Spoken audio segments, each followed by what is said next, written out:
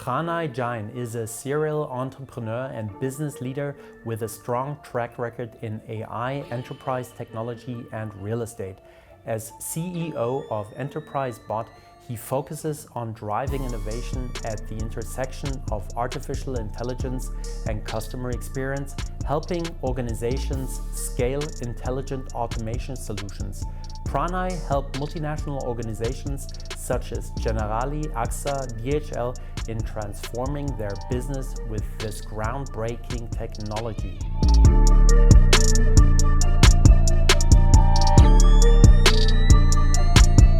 Capricorn Connect. People, potential, technology.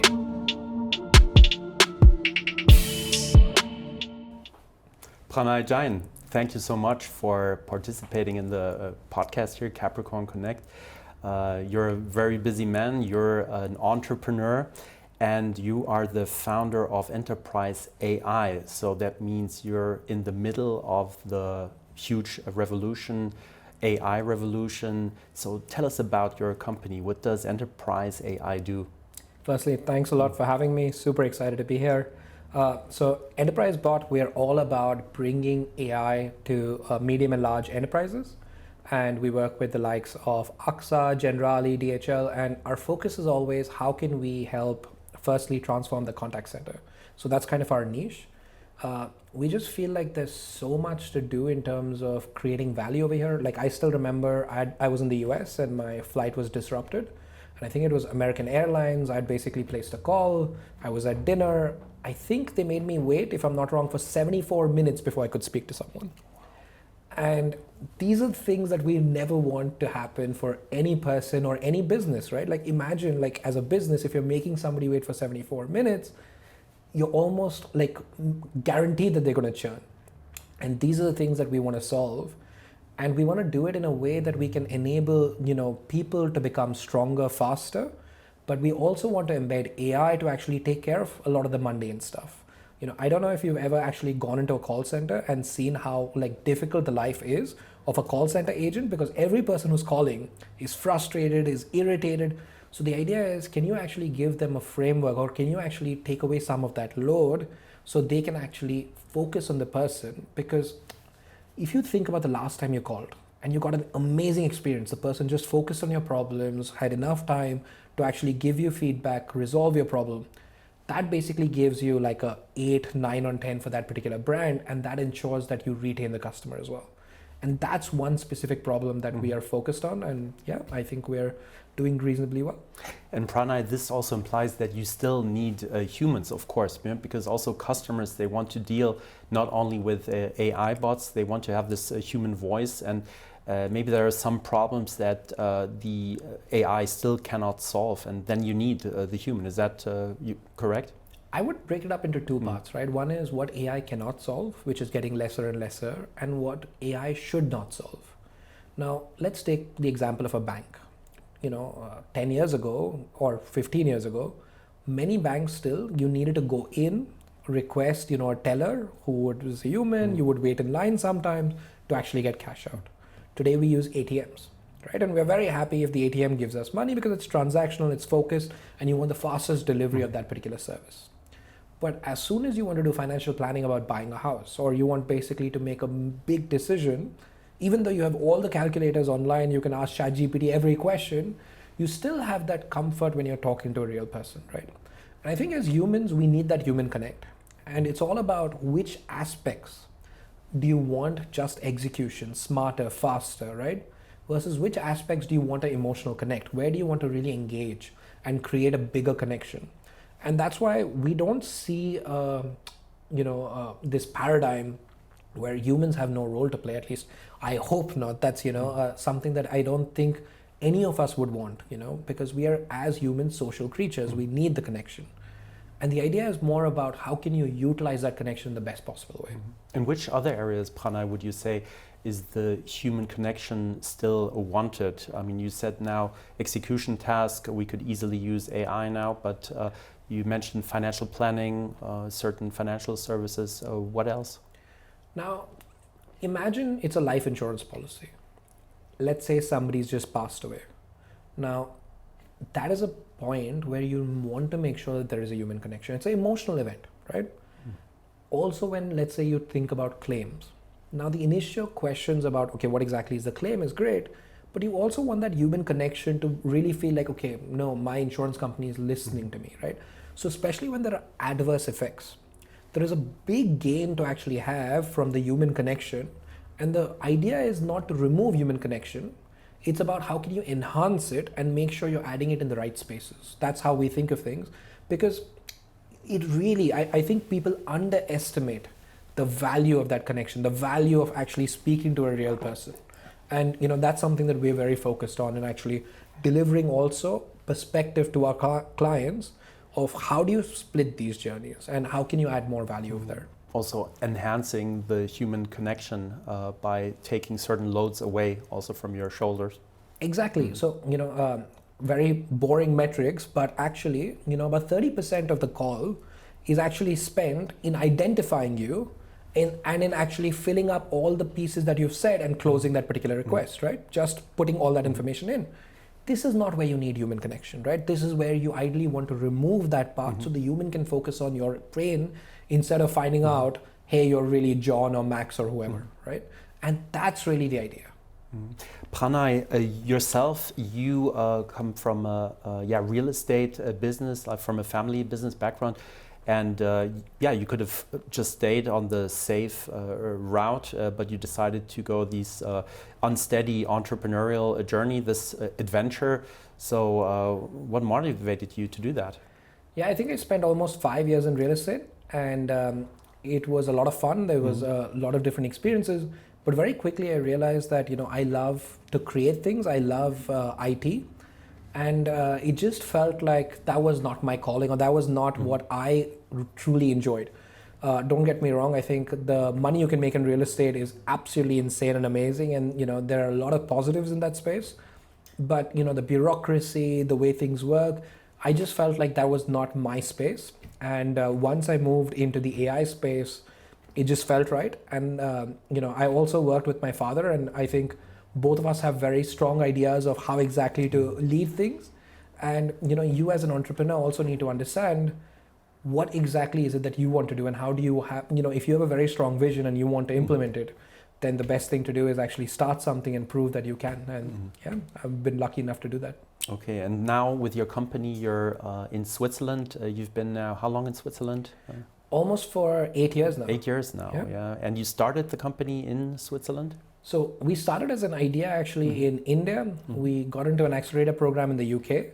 Then basically the beautiful parts of Brexit happened, and we had to reimagine that, okay, how should we think about growth? How should we think about the markets? And at that point, there was this accelerator program called F10. And they invited us to Switzerland. We had no idea about Switzerland. And we came over here, and in the first 3 months, I think we were able to close with SIX, the Swiss Stock Exchange, with Generali, and we basically, with PwC, did a deal with Suica. Okay, so big names. Exactly. So, we really just felt like it was very inviting, and we were very surprised. And we've never looked back since. Switzerland has been very kind to us, and we absolutely love it here. And what is your core market? Are the more medium-sized companies, but also multinationals? Yeah, so it's medium-sized companies and multinationals. Historically, we've always looked at companies that are about 1,000 plus employees. Now we're actually moving much further down to actually enable companies with 50 employees, 250 employees, also to actually utilize our services. We're really making it more scalable, but historically it's really been, let's say, the DHLs, AXAs, Generalis. And this market, the SMEs, small, medium-sized companies, how can they benefit from this technology? So I'll give you an example of us. We are about 100 people now, and we need to have a 24/7 support system for our people that utilize our services. We get a lot of requests. Now, we can either basically have people man this service, or we can actually embed AI to take care of a lot of the things that are already part of our product manuals, of basically explanations, how-tos, wikis, everything, right? And we further can actually have our, specialists jump in, teach when something, let's say, does not match, and then the AI learns from those teachings as well, right? So it's like a loop. So when you put this in, that allows you as a business to make sure that you're allocating resources to sales, distribution, to all areas that allow you to grow, rather than necessarily heavily on support, which you can actually get the same level of NPS, same level of execution on support without actually putting the same amount of money. And that's, I think, one of the key things that we can deliver. So what does it mean for the companies? They can save money, make more money, and increase the efficiency of the workload? Yeah, I mean, just take Switzerland, for example, right? So if I need to provide 24/7 service for my clients and provide it at a good level, I would need at least 3 to 4 resources. Give or take, let's say 80 to 100,000 in terms of comp. So you're talking about 400,000, $500,000 going just in support services. Now, what we can actually do is bring that down to 1 FTE, make sure that the other 3 FTEs actually focus on sales. So I can move that capital more towards distribution and scaling. And the AI actually is able to respond to a lot of these questions. And the way we've done it, right? Because I think 8 years ago when we started, AI was really more artificial than intelligent, right? And I think what we've really seen is the paradigm shift where artificial intelligence is now truly become intelligent. And any company can actually, within 7 days, put in their information and get started on our technology. And we are actually launching a new contact center technology, which will allow any SME to just come in, plug in, and within 7 days actually be up and running and really start seeing results. Wow. Talk about scaling, Pranay. What are the plans for the future, and also for the plans for your company? Yeah, I think our focus is everything is on scaling right now. So, focus is on GTM, focus is on how can we really empower more companies globally to actually utilize this service. So, adding more language support. So, for example, we are really focused on expansion in Spain, Italy, we're already in France, Poland.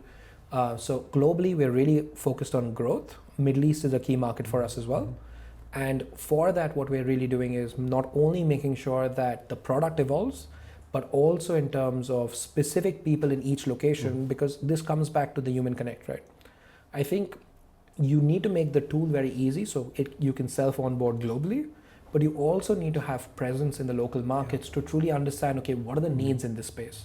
How can we truly match those needs, meet people? Because even though you'll hear about all these beautiful AI agents, when I want to do a really big deal, I still want to sit across from you and know that I can trust you, because people buy from people.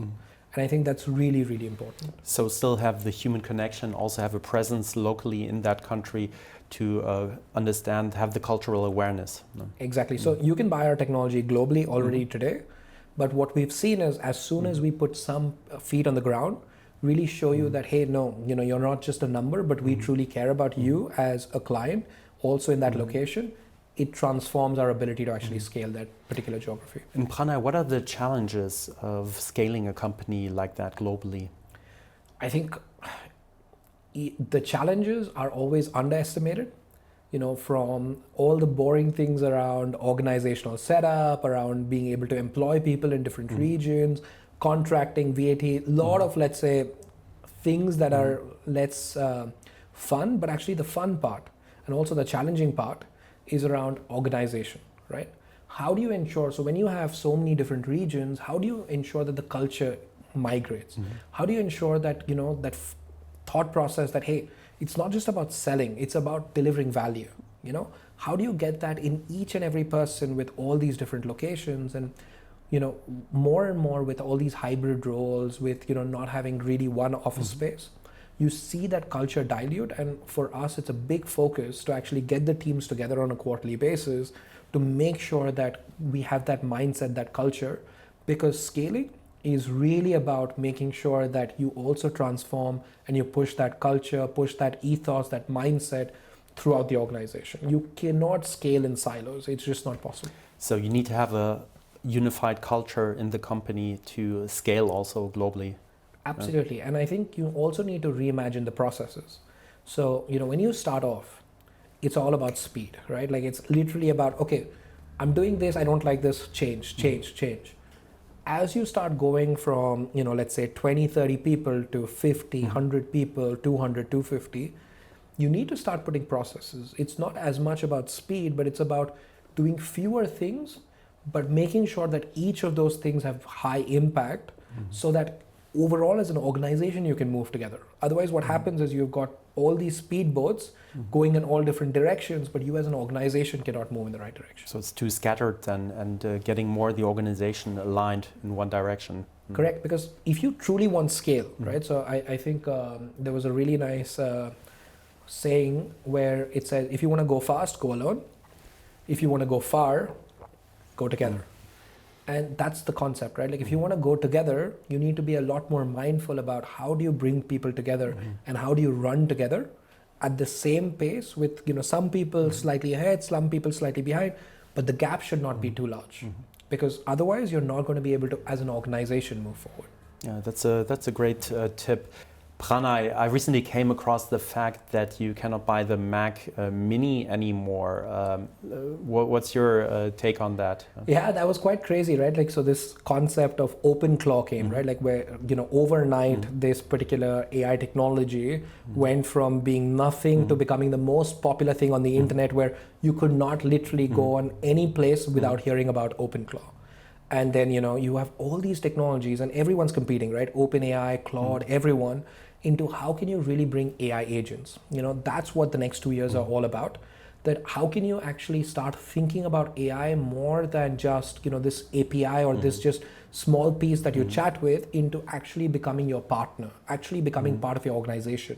The concept of AI employees, it almost feels like science fiction. And it's really something that I would recommend every entrepreneur, every business to start looking at. That how do you actually put AI agents as part of your organization? Really think of which employees do you really want as AI employees. And it's not about replacing, as I said at the start. Many people really have this fear about replacing. It's really about putting these together, because the future, every industrial revolution, right, allowed us to actually create more employment, more benefit, more productivity. It's about us actually being able to reimagine what the future looks like. And if you can put these together, the AI and the human, and that's what we're doing actually with the launch of our new contact center platform as well, where you actually have AI employees and human employees really working together, ground up. And every platform, every SaaS company, every business needs to start thinking about that inside their own organization. So bring technology and humans together. Bring AI agents. It's going beyond the old technology. Technology before was, hey, I tell you or I click and I ask you to do something and it did it. Now actually you're saying, no, I want the AI to even think and recommend things or even execute some things on its own. So be proactive. Exactly. And that's the paradigm shift. Pranay, I also want to ask you, how do you see the market developing in terms of, will we have more multinational companies or big corporations? Will we have more SMEs or more startups as a result of the technology? So, a startup, like many people think startup is all about product, but a scale up is all about distribution, right? So what you're seeing is, in the last 10 years, social media made it very easy to distribute and for startups to actually reach that medium, the middle space where you could be a 10, 20, 50 million ARR kind of company. But now with AI, you're seeing so much content pushed online as well that there's a lot more noise. So it's harder to actually go outside that noise. So what we strongly believe is you're going to have more startups because it's easier to actually build things. You're going to have few of those startups really go into the large segment, but the middle we actually think is going to contract a little bit because the distribution is concentrated on the top, right? Like they have extremely strong distribution. There's too much noise for the guys at the bottom to move up. They really need to find the niche and where the stream really allows them to go from the bottom to the top. Because once you get into the distribution chain, for example, right, 7-8 years ago, we were selling chat. That was kind of our focus. Microsoft went into chat and started up providing it at a very low cost in terms of chat, AI for chat, etc. And when it did that, the distribution it has, or for example, right, Microsoft launched Teams many years after Slack. Today, Teams has maybe 5, 6, 10 times more users than Slack, even though Slack was actually the person who started that entire process. And it comes down really to distribution.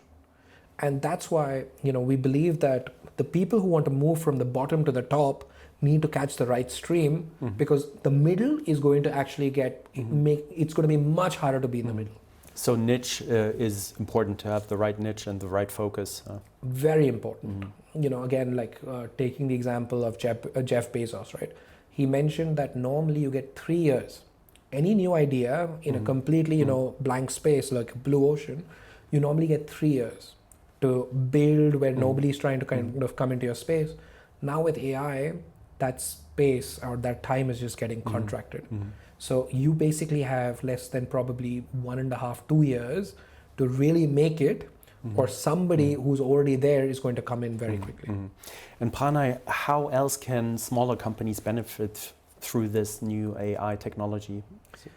I mean, it's insane. Just to tell you something on our side, right? Like, so we have 50 developers just focused on making the technology better. We were shipping updates every month, with testing, etc. Now we do it weekly. I think the enhancement of productivity is absolutely insane. Globally, if you see, there's a lot of cost pressure in terms of trying to see, okay, how can we bring the cost down and push sales up?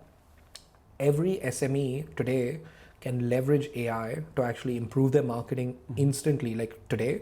Like if you're not running AI agents to help you do better marketing, better positioning, if you're not using AI agents. So for example, right, I have a Firefly in every meeting. I basically have my Slack, my email, everything read by my AI that looks at, okay, what are the promises that we made to our customers, to internal people, creates a list and actually follows up with me about, what needs to be done, and also follows up with the respective people in the teams. It's a transformation. It's really about changing how you work. And, I'm in a bubble where I believe everyone's doing it. But when I actually see how many people, like even my current head of finance comes from one of the best institutes in India in terms of finance, right? Like the best. It's like the Harvard of India. Now, he is still not using artificial intelligence, right? And he's like, no, I can do it better. And, sometimes I actually send him that, hey, it's not about you can do it better, but it's about how you can actually use AI to brainstorm. If you use AI to replace yourself, I think you're doing the wrong thing. But if you use AI to enhance yourself, that's really the key. That's really the unlock. And I think it's quite exciting. Wow. So using AI to enhance yourself and your unique qualification and your uniqueness that you bring to the table.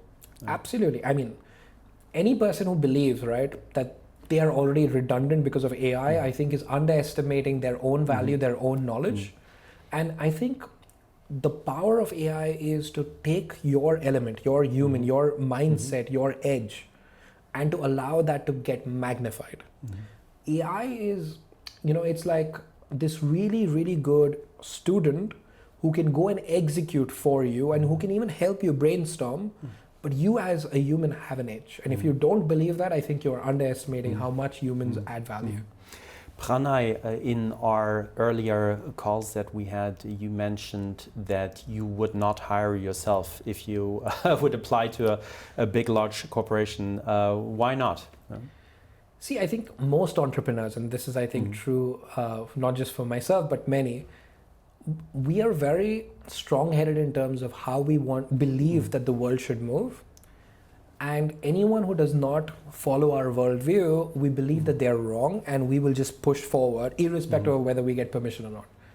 Large organizations don't work that way. Also, they don't work at the speed that we like to work, right? And that's why I think I can be a great entrepreneur, but I'm absolutely the worst employee you could ever hire, because I'm very clear about how we should move forward. And when you have such strong convictions, I think the best thing for you to do, instead of like doing a lot of fights internally, is to really prove that what you think is true and create something. I think that is literally, those are the people who will find it very hard to be inside confines, but who can basically create very beautiful things. And at least I hope that that's true. Pranay, a question I also like to ask my guest is if you were to pick a superpower, now you can get out of the studio today and have a new superpower, which one would you pick? The superpower I would pick, and I think every person in this new age of AI should pick, is all about being able to connect with other humans. There's a lot that AI is going to take away. What it's not going to take away is the ability to connect, ability to understand the person in front of you. And if you can do that, that is never going to be replaced by AI. So more you can do that, the more you can truly understand the pain points, the feelings, the emotions of the person in front of you, I think you're going to live a much richer life, and it's going to be something that will never be replaced. It doesn't matter how much automation comes in. Which autobiography would you buy?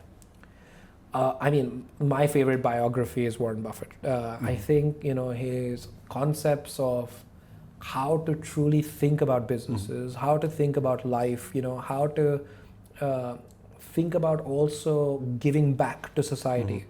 It's really powerful.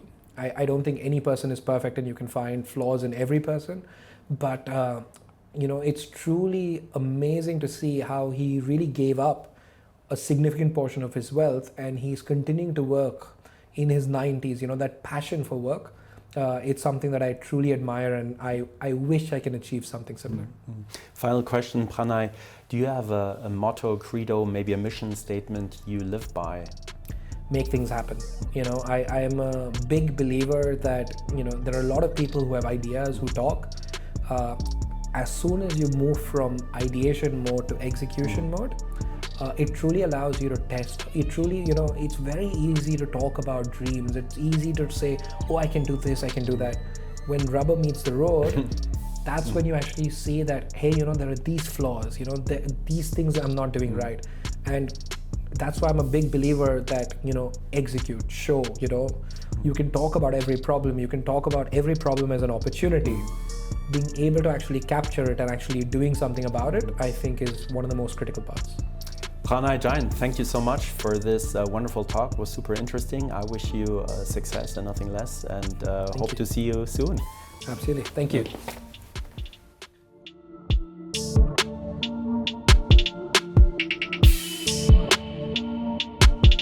Capricorn Connect. People, potential, technology.